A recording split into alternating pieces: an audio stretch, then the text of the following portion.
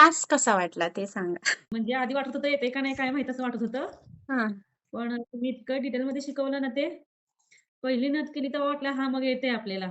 आणि जिथं आमची चूक झाली ना, तिथं तुम्ही एकदम असं एक्सप्लेन करून सांगितलं, की तुमची वायर इथून तुम्ही घातलाय, तिकडून बाहेर काढलाय. हं. त्यामुळे ते एकदम आता डोक्यात फिट झाले आणि आता माझी पुढं परफेक्ट यायला लागले. सांगितलं ते. त्यामुळे ते डोक्यातच बसले आता. हां, इथून काढायचे, इथून घालायचे. त्यामुळे ते डोक्यात फिटच झाले. नाही येणार. बघ तुझं एज किती झालंय आता तुला नाही होणार. तुझी ग्रास्पिंग कॅपॅसिटी कमी झाली आहे आता तुझी. 42-43 कोण नाही आता स्टुडंट होत माहिती का तुला? तर नंतर मग मी करत राहिले हां, आणि एक दिवस ते तुम्ही मला पुढे सांगितले होते ना ते करायला म्हणजे पहिल्या दिवशी, हां, तर मी 1 वाजल्यापर्यंत ते केले. पण ते थोडेसे सैल-सैल आले होते. हां, तर म्हणे, "आई तू चूक करतीये बघ आता टीचर बघ तुला उद्या काय म्हणतील. तुझे नक्की डाउट्स काहीतरी काढणारच ही चूक म्हणून."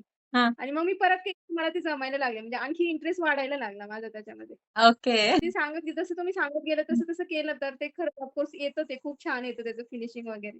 हां ना. जर बेस असेल तर होतं पुढं मग ती व्यवस्थित. आजची पण तुमचं टीचिंग खूप छान आहे. म्हणजे पेशन्स ठेवून एक गोष्ट कितीही वेळा विचारा. तुम्ही छान सांगता पेशन्स नाही ठेवून. थोडंसं कधी माझ्यापेक्षा ते खुश आहेत नवरा आणि मुलगा. तेव्हा "अरे आई तू एवढं बनवलं?"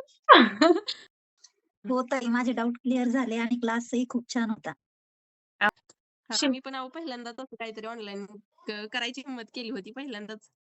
प्रोडक्टमध्ये पण मी जे बनवते ना, पहिल्यापेक्षा बरीचशी फिनिशिंग आल्यासारखी वाटते. मी रोज जे बनवतो ना आपण, माझ्या हां. मिस्टरांना दाखवते बनवलेलं. "अरे वाह! किती छान बनवलं तू."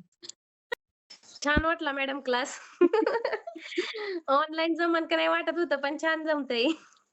आणि जिथं चुकलं तिथं तुम्ही व्यवस्थित समजून पण सांगितलं. ओके, खूप छान शिकवलं. ओके. माझ्या सासूबाईंना तर लय आवडलं मी बनवलं. अरे वाह! त्यांच्याकडून कौतुक झालं. अजून काय पाहिजे ना?